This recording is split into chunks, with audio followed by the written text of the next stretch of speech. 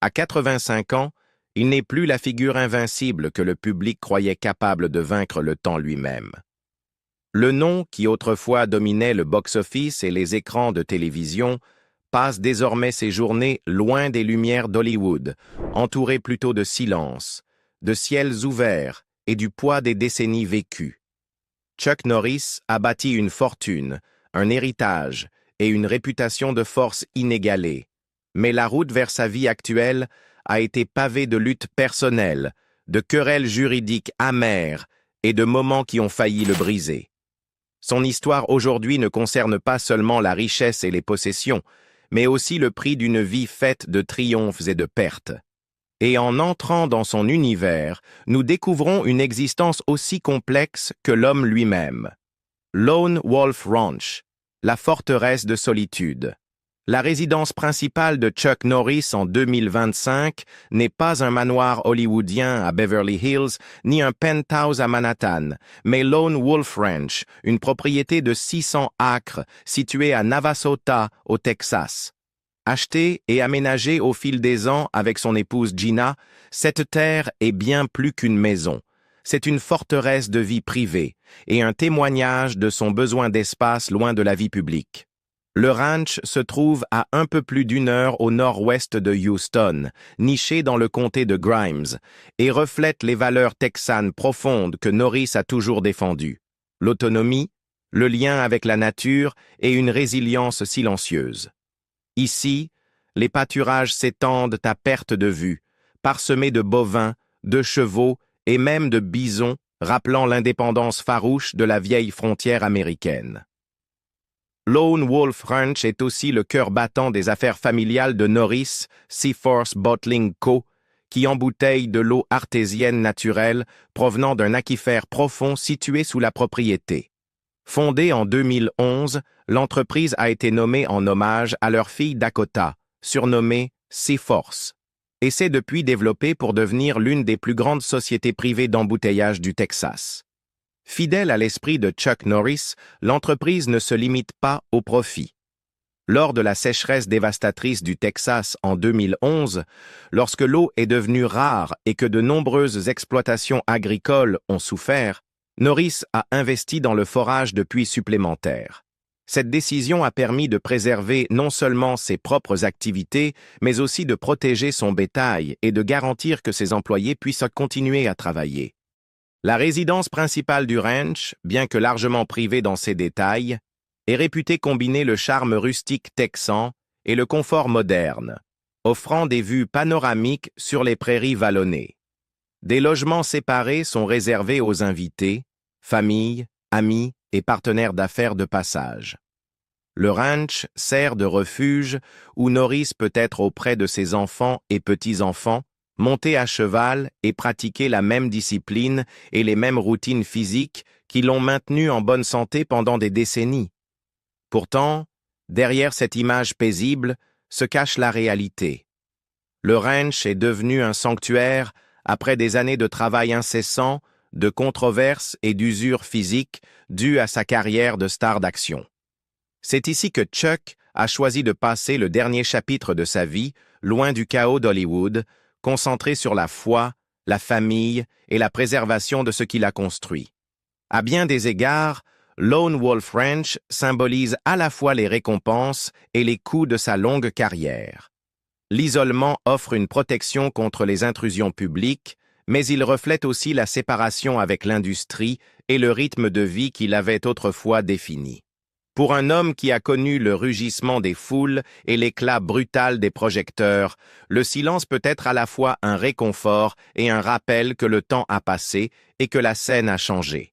Les propriétés héritées, Dallas, Santa Ana, Tarzana et Kauai. Avant de s'installer définitivement à Lone Wolf Ranch, le parcours immobilier de Chuck Norris reflétait les différentes étapes de sa carrière. Chaque maison étant liée à un chapitre de succès professionnel et de transition personnelle. L'une des plus importantes fut son ancien domaine de Northwood Hills à Dallas, au Texas. Construite en 1975, cette propriété de style ranch méditerranéen de 684 mètres carrés se trouvait dans un quartier huppé bordé d'arbres. Au sommet des années Walker, Texas Ranger dans les années 1990, ce n'était pas seulement le lieu de résidence de Norris, il servait aussi de centre de production. Un studio indépendant de 82 mètres carrés y était utilisé lors du tournage de la série, lui offrant la rare possibilité de travailler depuis chez lui tout en maintenant le rythme de la production télévisée. La maison comprenait 4 chambres, 8 salles de bain, une salle de sport adaptée aux besoins d'un artiste martial et une salle multimédia probablement utilisée pour l'examen des scripts et des séquences. En 2022, la maison fut mise sur le marché pour 1,2 million de dollars, une somme modeste selon les standards des célébrités, mais sa véritable valeur résidait dans le rôle qu'elle avait joué durant une période décisive de sa vie. Sur la côte ouest, Norris posséda autrefois un domaine distinctif de style ranch à Santa Ana, en Californie, acheté en 2002 pour 1,8 million de dollars. Conçue par le célèbre architecte Jack Selman comme sa propre résidence, cette maison de 365 mètres carrés se dressait sur près de 2 acres, avec un lac privé en son centre. De larges panneaux de verre et une maçonnerie chaleureuse mêlaient le caractère traditionnel du ranch à une élégance moderne. Cette propriété représentait une période où Norris restait encore étroitement lié à l'industrie du divertissement, tout en recherchant paix et intimité loin du rythme effréné de Los Angeles. Son design serein et son cadre tranquille en faisaient un lieu de réflexion, un environnement bien éloigné de l'intensité des plateaux de tournage et des chorégraphies d'action. Peut-être la plus élaborée de ces anciennes résidences fut le domaine clôturé de près d'1,2 hectare à Tarzana, en Californie. Ce lieu constituait un sanctuaire autonome, comprenant une maison principale de 465 mètres carrés, une salle de sport privée et un bureau de 212 mètres carrés, ainsi qu'une maison d'invités composée de 4 appartements. Norris pouvait y m'entraîner quotidiennement, gérer ses affaires et recevoir ses collaborateurs sans franchir les grilles. Des installations récréatives comme un court de tennis et une piscine en faisaient un véritable lieu de retraite. Mais en 2004, avec la fin de Walker, Texas Ranger et son attention se tournant vers le Texas, Norris mit en vente le domaine de Tarzana pour 5,3 millions de dollars, tournant ainsi la page de son chapitre hollywoodien actif.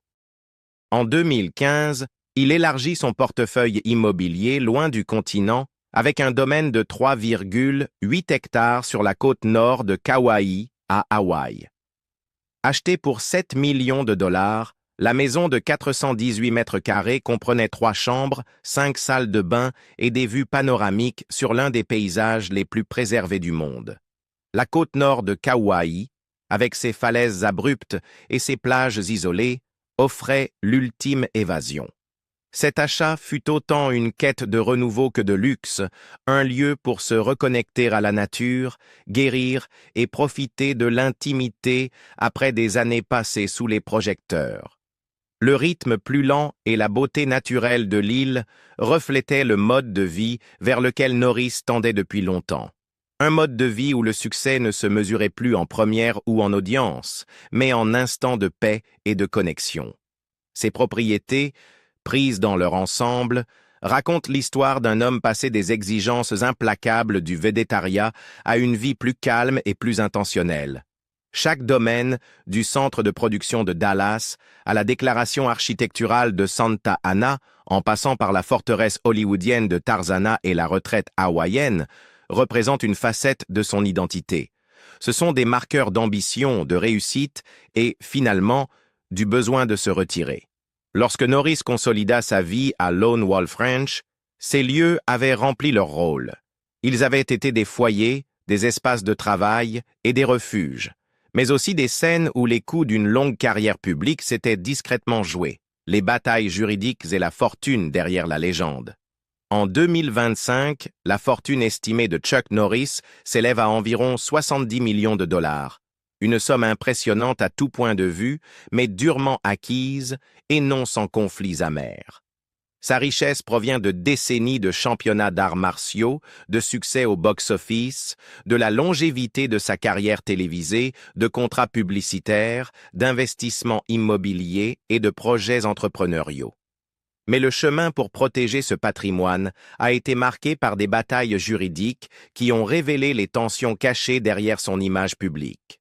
L'un des litiges les plus importants éclata en 2018, lorsque Norris et sa société, Top Kick Productions, intentèrent un procès contre CBS et Sony Pictures Television. L'affaire concernait Walker, Texas Ranger, la série qui avait fait de lui un nom familier dans les années 90. Lors de la signature du contrat au début de la décennie, la société de Norris avait négocié un accord clair. 23% de tous les bénéfices issus de l'exploitation de la série, que ce soit par la syndication, les ventes de DVD ou d'autres formats.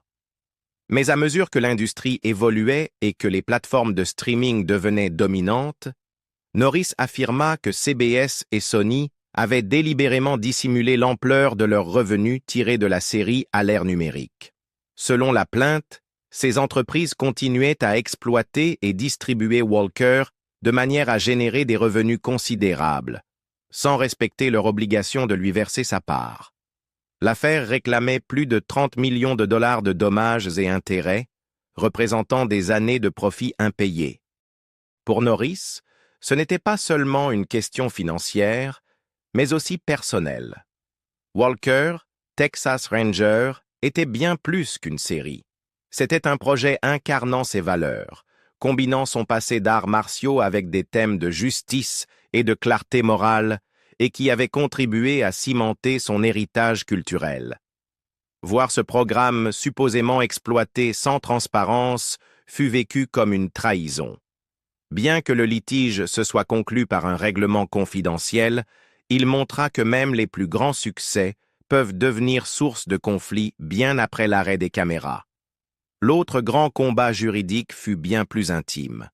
En 2017, son épouse Gina subit une série d'IRM et commença à ressentir de graves symptômes inexpliqués, sensations de brûlure, crampes musculaires et troubles cognitifs. Le couple en vint à croire qu'elle avait été empoisonnée par des agents de contraste à base de gadolinium utilisés lors des examens, une condition aujourd'hui appelée maladie de dépôt de gadolinium. Le prix fut énorme, près de 2 millions de dollars de frais médicaux, des mois d'hospitalisation et le traumatisme émotionnel de voir un être cher souffrir en permanence. Déterminés à tenir les fabricants pour responsables, Chuck et Gina intentèrent un procès de 10 millions de dollars contre plusieurs sociétés pharmaceutiques. Ce combat était différent. Il ne concernait pas des redevances ou des profits, mais la santé, la confiance et la responsabilité des entreprises. Dans ses interviews, Norris raconta s'être senti impuissant, regardant la santé de sa femme décliner et craignant le pire. La plainte affirmait que les sociétés n'avaient pas averti des risques, exposant ainsi les patients à des substances potentiellement dangereuses. Mais en janvier 2020, ils décidèrent volontairement d'abandonner l'affaire sans règlement, chaque partie acceptant de couvrir ses propres frais juridiques. Bien que l'issue n'ait apporté aucune compensation financière, l'épreuve bouleversa durablement leur vie, influençant leur choix de résidence, leur gestion du temps et les causes qu'ils décidèrent de soutenir. Malgré ces épreuves, la base financière de Norris demeure solide. En parallèle à sa carrière de divertissement, ses biens immobiliers, incluant des propriétés de grande valeur au Texas, en Californie et à Hawaï, ont pris une valeur considérable au fil des ans. Son rôle de cofondateur de Seaforth Bottling Co. lui assure un revenu d'affaires régulier, tandis que ses contrats publicitaires ont couvert aussi bien des produits de fitness que de grandes marques comme Fiat, Toyota et même des jeux vidéo. Dans les années 1980, il avait profité de sa notoriété dans les arts martiaux avec les Action Jeans, un jean flexible permettant de donner de hauts coups de pied sans se déchirer, et des décennies plus tard, il adapta ce même instinct commercial pour exploiter sa célébrité sur Internet, transformant les Chuck Norris Facts en atout marketing. Mais derrière les gros titres sur la richesse, il existe une réalité. Une grande partie de sa fortune a servi à maintenir la vie qu'il s'est construite loin des projecteurs. Soutenir sa famille, entretenir de vastes propriétés et financer des batailles juridiques et médicales ont tous été coûteux. Les 70 millions de dollars représentent non seulement des revenus, mais des décennies de décisions calculées, de résilience et de volonté de se battre pour ce qu'il estime être le sien, au tribunal autant que dans l'arène. En 2025, la fortune est assurée, mais le chemin pour la préserver a laissé des traces. Pour Chuck Norris, cet héritage n'est pas seulement une mesure de réussite, c'est un symbole de survie dans une industrie et une vie où rien n'a jamais été garanti. L'homme derrière la légende. Famille, foi et luttes intimes. Derrière l'image du héros d'action inébranlable se cache un homme dont la vie personnelle a connu autant d'épreuves que ses personnages à l'écran, mais sans la certitude d'une victoire écrite à l'avance. Le parcours de Chuck Norris dans sa vie de famille a été marqué par des engagements précoces, des séparations douloureuses, des révélations inattendues et un second mariage mis à l'épreuve par une maladie grave. Il rencontra sa première épouse, Diane Holeček, au lycée, et en décembre 1958, à seulement 18 ans, ils se marièrent. 4 ans plus tard, leur premier fils, Mike, naquit, suivi de leur deuxième fils, Eric, en 1964. Mais ce jeune mariage cachait une complication qui allait rester secrète pendant des décennies. En 1963, Norris eut une fille issue d'une relation extra-conjugale. L'enfant, prénommée Dina, n'apprit la vérité qu'à 16 ans et ne rencontra son père qu'à 26 ans. Norris parla plus tard ouvertement de la culpabilité qu'il ressentait de ne pas avoir fait partie de sa vie plus tôt, reconnaissant qu'alors que sa carrière prenait son envol, sa vie familiale s'était fracturée de manière irréparable. En 1988, après près de 3 décennies ensemble, Norris et Holeček se séparèrent. Le divorce fut finalisé l'année suivante, mettant fin à un chapitre marqué autant par une histoire commune que par une distance croissante. Sa carrière atteignait son apogée, avec des films comme The Delta Force 2 et le lancement imminent de Walker, Texas Ranger. Mais sur le plan personnel, il repartait de zéro. En novembre 1998, il épousa l'ancienne mannequin Gina O'Kelly, de 23 ans sa cadette, réunissant leur vie avec les 2 enfants qu'elle avait eus d'un précédent mariage. En août 2001, le couple accueillit des jumeaux, Dakota et Danny Lee, apportant une nouvelle vague de joie dans la vie de Norris. Mais leur relation allait être mise à l'épreuve de manière inattendue. En 2017, la santé de Gina commença à s'effondrer après une série d'IRM. S'ensuivit un combat de plusieurs années contre des symptômes invalidants, une recherche désespérée de traitement et, finalement, un procès contre les entreprises ayant produit les agents de contraste utilisés lors des examens. Durant cette période, Norris se retira presque complètement de toute activité professionnelle pour s'occuper de son épouse, privilégiant sa guérison au détriment des opportunités de carrière et des apparitions publiques. Il devint non seulement un mari, mais aussi un soignant à plein temps, l'accompagnant à ses rendez-vous, cherchant des traitements expérimentaux et veillant à ce qu'elle ne soit jamais seule dans sa douleur. Dans ses interviews, il parla avec une émotion visible, affirmant qu'il craignait de la perdre et que la voir souffrir était bien pire que n'importe quel combat physique qu'il avait affronté dans sa vie. Bien que Gina ait montré des signes d'amélioration, elle ne s'est jamais totalement rétablie, et cette épreuve a façonné leur quotidien depuis lors. La foi a toujours été une force directrice pour Norris, tant dans la gestion des crises personnelles que dans sa vision du monde. Chrétien fervent, il a écrit des livres sur la foi et parle ouvertement de son rôle dans ses décisions. Cette base spirituelle a également orienté son travail philanthropique, notamment à travers Kickstart Kids, une organisation à but non lucratif qu'il a fondée en 2009 pour pour enseigner les arts martiaux et le développement du caractère aux collégiens. Aux côtés de Gina, le programme a touché des milliers de jeunes, leur offrant discipline, respect et confiance pour affronter les défis de la vie. Pourtant, malgré ses engagements, Norris protège jalousement sa vie privée. Ses enfants, en particulier les jumeaux, ont été largement tenus à l'écart des projecteurs, grandissant loin du tumulte d'Hollywood. Les réunions de famille ont souvent lieu à Lone Wolf Ranch, où la distance avec l'industrie du divertissement permet quelque chose de rare dans une famille de célébrités: la normalité. En 2024, Chuck et Gina ont célébré leur 26e anniversaire de mariage. Pour la plupart des couples, un tel cap est une occasion de fête. Pour eux, il est aussi une preuve d'endurance. Ils ont affronté des alertes de santé, des batailles juridiques et les défis d'élever une famille sous l'œil du public, mais ils restent profondément attachés l'un à l'autre. Derrière la légende de la star d'action se trouve un mari, un père et un grand-père qui a traversé des erreurs, a réparé ce qu'il pouvait et s'est accroché aux personnes qui comptent le plus. Le retour à l'écran et la discipline de la longévité. Pendant plus d'une décennie après son apparition dans The Expendables 2 en 2012, Chuck Norris resta presque totalement éloigné des plateaux de cinéma. Son temps était absorbé par les engagements familiaux, ses affaires et le rythme tranquille de Lone Wolf Ranch. Pourtant, en 2024, après des années de spéculation, il fit un retour à l'écran qui surprit même ses fans de longue date.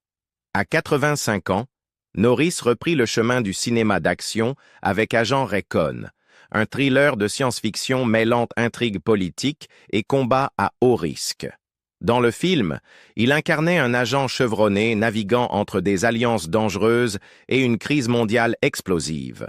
Le rôle exigeait non seulement de la présence et du charisme, mais aussi une crédibilité physique, les qualités mêmes pour lesquelles le public se souvenait de lui, même après des décennies. La même année, il participa à un projet très différent, la comédie d'action australienne Zombie-Plan. Ici, Norris jouait de sa propre image publique, interprétant une version fictive de lui-même à bord d'un avion détourné et envahi par les morts vivants. Le scénario était absurde, mais ce rôle lui permit d'explorer une facette rare de sa carrière, l'autodérision. Pour un homme dont le nom a été immortalisé dans les blagues Internet et les Chuck Norris Facts, c'était l'occasion de reprendre le contrôle de ce mythe, de rire avec le public plutôt que d'en être uniquement la cible. Sa décision de revenir au cinéma ne fut pas prise à la légère. Dans ses interviews, Norris reconnut avoir soigneusement évalué les offres, conscient qu'après une si longue absence, il ne voulait pas apparaître seulement par nostalgie. S'il devait réintégrer l'industrie, ce devait être de façon à honorer son héritage et à respecter ses propres standards. Cela signifiait trouver un équilibre entre action et narration, et s'engager dans des rôles qui ne trahiraient pas l'image qu'il avait cultivée pendant des décennies. Rester capable d'un tel travail à 85 ans a nécessité une discipline que peu peuvent de maintenir. Norris suit une routine stricte axée sur une nutrition saine, des exercices variés et un conditionnement mental. Son régime privilégie les protéines maigres, poulet, poisson, dinde et parfois du bœuf nourri à l'herbe, accompagné de légumes frais, de fruits et de céréales complètes. Il évite les aliments transformés, les sucres raffinés et l'excès de sel, comptant sur l'eau, les tisanes et les smoothies riches en nutriments pour son hydratation et son énergie.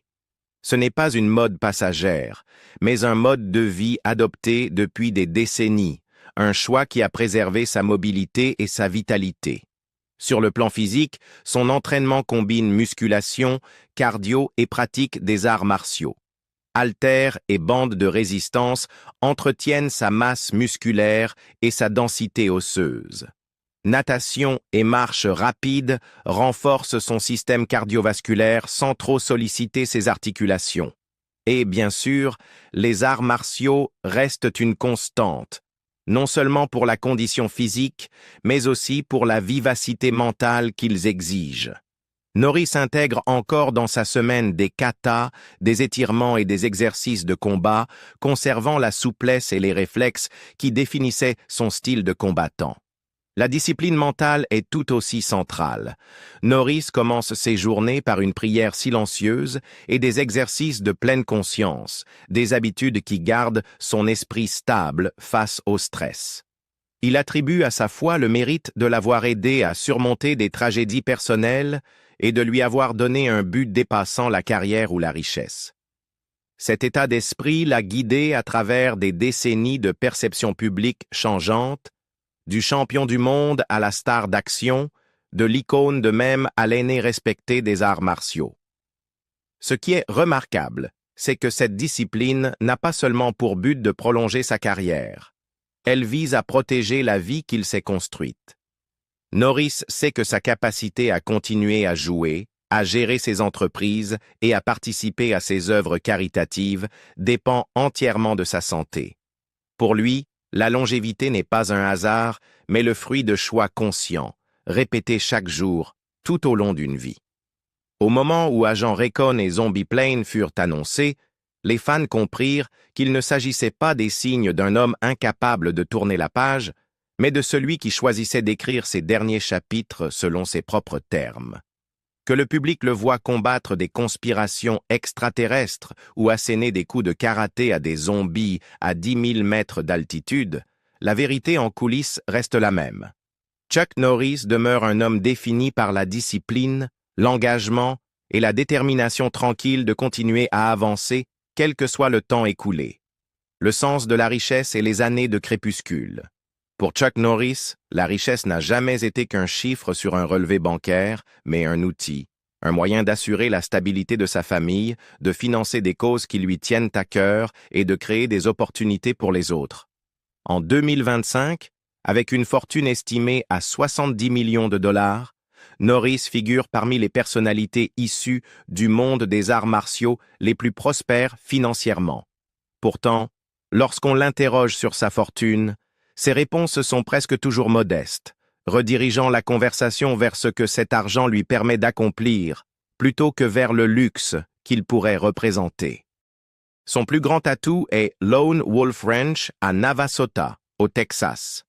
400 hectares de terres ouvertes, une retraite privée où il peut organiser des réunions de famille, s'entraîner en toute discrétion et gérer Seaforth Bottling Co., la société d'eau qu'il a cofondée avec son épouse Jenna en 2012.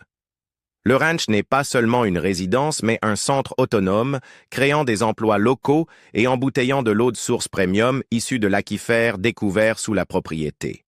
Il reflète la conviction de Norris qu'il faut construire quelque chose de durable, un héritage qui dépasse sa propre vie. En plus du ranch, le portefeuille immobilier de Norris a inclus son ancienne maison de Dallas, rendue célèbre durant les années Walker, Texas Ranger, ainsi que d'autres propriétés qui, au fil des décennies, ont servi à la fois d'investissement et de lieu de vie. Alors que certaines stars recherchent des demeures extravagantes à Beverly Hills ou Miami, les choix de Norris ont toujours été plus réfléchis, liés à son histoire personnelle et à la praticité plutôt qu'à l'ostentation. Ces voitures, elles aussi, reflètent un mélange de fonction et de sentiment. Des camions robustes, capables d'affronter le terrain texan jusqu'aux quelques véhicules de haute performance offerts ou acquis pendant ses années à Hollywood, chacune a son histoire. Mais Norris n'a jamais été connu pour son goût du clinquant. Les véhicules auxquels il tient le plus sont souvent liés à des souvenirs, un voyage en voiture avec ses fils, un événement caritatif ou une scène de film dont les fans parlent encore. Ce dans quoi Norris a toujours investi, cependant, ce sont les gens. Sa fondation Kickstart Kids, lancée en 1992 avec le soutien du président George H.W. Bush, a offert un enseignement des arts martiaux et une éducation au caractère à des milliers de collégiens. Pour Norris, l'impact du programme, enseigner la discipline, le respect et l'estime de soi, surpasse de loin tout record au box-office ou tout gain personnel. Encore aujourd'hui, Il consacre beaucoup de son temps à visiter ses programmes, à rencontrer les élèves et à veiller à ce qu'ils disposent des ressources nécessaires pour réussir. À 85 ans, le rythme de sa vie s'est ralenti, mais il ne s'est pas arrêté. Il est entouré de son épouse, de ses enfants, de ses petits-enfants et d'un cercle d'amis de confiance. Il reçoit encore des propositions de rôle, participe à des partenariats de marque lorsqu'ils sont en accord avec ses valeurs et reçoit toujours des invitations à prendre la parole lors d'événements à travers le pays.